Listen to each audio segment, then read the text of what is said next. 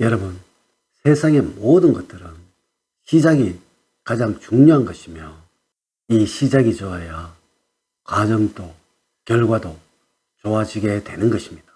바로 닭띠들의 생일이 그러합니다. 생일날은 그 사람의 축일입니다. 물론 본인들도 그러하지만 자녀들도 그러합니다. 아마도 지금껏 이렇게 행동하셨던 분들이 참 많이들 있을 것입니다. 자, 생일날에는 이 음식은 절대로 드시지 마시고, 또 이러한 행동은 절대로 하지 마세요.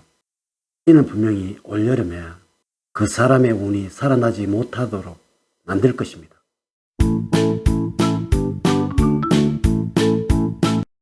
여러분 안녕하세요. 소강 박운호입니다. 제가 일전에 생일날에 꼭 드셔야 하는 떡에 관해서 알려드린 적이 있었습니다. 먼저 찰떡과 백설기, 그리고 무지개떡과 인절미를 꼭 드시라고 했죠. 이는 번영과 성공을 의미하는 음식이라고 말이죠. 또한 생일날에는 복이 들어와서 재물이 넘쳐나게 한다고 말씀을 드렸지요.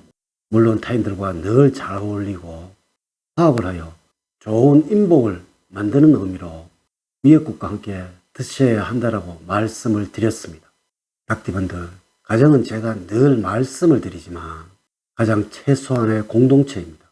이곳에서 대우를 받지를 못하는 사람은 그 어느 곳, 그 어느 단체에서도 대우를 받을 수가 없게 되는 것입니다.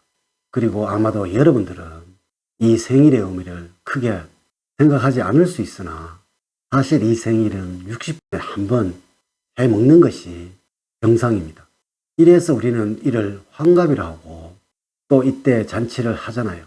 이때서야 자신이 태어난 일갑자 일주기가 되는 것이라서 그러합니다. 하지만 우리는 매년 생일을 해먹잖아요. 매년 새 시작을 생각을 하며 이날을 기념을 하는 것입니다. 이날을 자신의 존재감을 상실하도록 만드는 그 무엇이라도 해서는 안 되는 것이며, 또 그러한 음식을 먹어서는 안 되는 것입니다. 특히 이 음식은 나에 대한 대접이라서 그러합니다. 첫 번째로 아침에 찬밥과 찬 음식은 먹어서는 안 됩니다. 닭띠들, 우리 동양학에서는 차갑다는 의미를 냉대받는다, 골대를 받는다는 의미로 사용을 하고 있습니다. 이러한 말도 하시잖아요. 난 찬밥 신세라고 말이죠. 특히 이날 아침에는 차가운 음식을 드셔서는 안 되는 것입니다. 물론 이러한 분들도 있을 거예요. 생각이 문제지 그딴 것이 대수겠어 라고 생각하시는 분들이 말이죠. 그러나 아마도 그러한 분들도 어제 내놓은 그 반찬을 드신다면 기분이 과히 좋지는 못할 것입니다. 아니, 화를 내실지도 모릅니다. 맞습니다. 이 찬밥과 이 찬 음식이라는 의미는 실제로 차가운 음식이라는 의미가 아니라 새로운 음식이 아닌 어제 먹었던 그 음식을 말하는 것입니다. 가족들의 생일날 아침에는 꼭 새로운 음식을 준비를 하세요. 두 번째, 생일날 아침에는 절대로 혼자 드시지 마시도록 하세요. 분명히 이러한 가정이 있을 것입니다. 아침에 일찍 출근한다고 해서 비록 생일날 아침이지만 그냥 혼자 드시고 나가시는 분이 있다는 것이죠. 물론 이러한 분들은 이렇게 말씀을 하실 것입니다. 저녁에 가족들과 식당을 예약을 했다고 말이죠.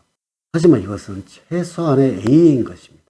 우리 조상님들은 이러한 원칙도 가지고 계셨습니다. 생일이나 제사를 당겨서 하는 것은 괜찮지만 미뤄서 하는 것은 절대로 아니라고 말이죠. 당겨서 한다는 것은 미리 알고 있으니 그러한 것이나, 미뤄서 한다는 것은 잊어서 그러한 것일 수도 있기에 그러하다는 것이죠. 생일날 아침에는 반드시 가족분들이 모두 모여서 조금이라도 같이 식사를 하도록 하세요. 물론 이러한 대우를 받는 부모님들이나 자식들은 자신에 대한 존재감이 한층 더 강해지게 되겠죠. 여러분 혹시 멀리 있어서 챙겨주기 힘든 자녀분들이 있다면 꼭 이날 아침에는 전화를 한 통 하도록 하세요. 아니면 문자라도 한 통 보내세요. 우리 소중한 아들 또 딸의 생일을 진심으로 축하한다고 말이죠. 세 번째, 생일날 국 없는 밥은 절대로 안 됩니다. 닭띠들, 우리 동양학은 궁합을 항상 원칙으로 하고 있으며 세상에 그 무엇이든지 반드시 짝이 있어야 한다고 말을 하고 있습니다. 이래서 집안에서도 짝이 없는 젓가락 등을 아주 나쁜 것이라고 말을 하고 있으며, 또 짝을 잃은 물건이라면 반드시 버려야 할 물건이라고 하고 있다는 것입니다. 밥에는 바로 국이 짝입니다. 물론 국을 원래 안 드시는 가정이 있을 거예요. 그리고 또한 서양화된 식사 문화로 인하여 밥도 드시지 않는 가정도 많이 있을 것입니다. 그렇더라도 이날만큼은 꼭 밥을 하도록 하세요. 물론 찰밥이면 또 오곡밥이면 더 좋습니다. 하지만 여러분, 국이 없으면 절대로 안 됩니다. 그래서 누구라도 생일날 아침이면 음식에 관해서는 묻지를 않더라도 미역국은 먹었어라고 묻는 것입니다. 여러분, 이 미역국은 무슨 일이 있더라도 꼭 끓여주시도록 하세요. 그래야 내 남편, 내 아내, 그리고 자식들이 행복해지고 수많은 인복으로 인해서 번영을 누리게 됩니다. 네 번째, 생일날 당사자의 밥을 제일 위에 것을 주어야 합니다. 닭띠들 혹시 어린 시절 어머님이 아버님의 밥을 제일 먼저 푸시고 그 후에 다른 사람의 밥을 그렇게 담으셨던 것을 기억하고 계신 분들이 있으신가요? 이는 바로 존중이며 대우인 것이고, 이 사람이 바로 우리 집안의 주인이란 것을 의미를 하는 것입니다. 물론 지금은 그런 대우와 존중은 다 사라졌지만 생일날만큼은 오늘의 주인공이 누구인지를 분명히 해야 하는 것입니다. 이래서 밥을 드실 때 제일 먼저 생일을 맞은 사람의 밥을 드시고 그 후에 다른 사람의 밥을 그렇게 담으시도록 하세요. 간혹 저에게 이러한 말씀을 하시는 분들이 계시던데요. 옛날에는 못 살아서 풍수에 전혀 신경을 쓰지 않았고 아무렇게 해놓고 살았지만 다 부자도 되었고 또한 그 자녀들도 다 잘 되었다고 말입니다. 닭띠분들, 맞는 말씀입니다. 그때는 비록 없어서 또한 못 살아서 풍수에 신경을 전혀 쓰지를 못하였지만 이것보다는 훨씬 더 중요한 존중과 대우, 대접이라는 것이 있었다는 것이죠. 하지만 요즘은 그렇지 못하잖아요. 이래서 제가 풍수 이야기에 더 집중을 하여서 닭띠들에게 알려드리는 것입니다.